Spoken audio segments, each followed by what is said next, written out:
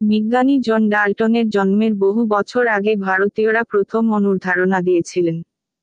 পদার্থের গঠন ও অবস্থার পরিবর্তনের ব্যাখ্যা দিতে গিয়ে প্রাচীন ভারতীয় দার্শনিকদের মত ছিল পদার্থ পাঁচটি ভূত বা মৌল দিয়ে তৈরি।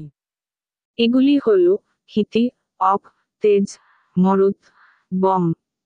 হিতি অর্থাৎ মাটি, অপ অর্থাৎ জল, তেজ অর্থাৎ আগুন, মরুত অর্থাৎ বায়ু এবং বম অর্থাৎ আকাশ। জীবের সৃষ্টি হয় এই পঞ্চভূত দিয়ে।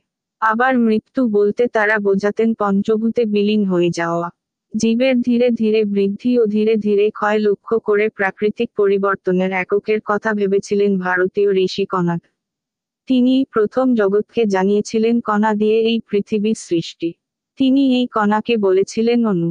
পরবর্তী ভিডিওতে ডাল্টনের পরমাণুবাদ এবং অণু ও পরমাণুর গঠন নিয়ে আলোচনা করব।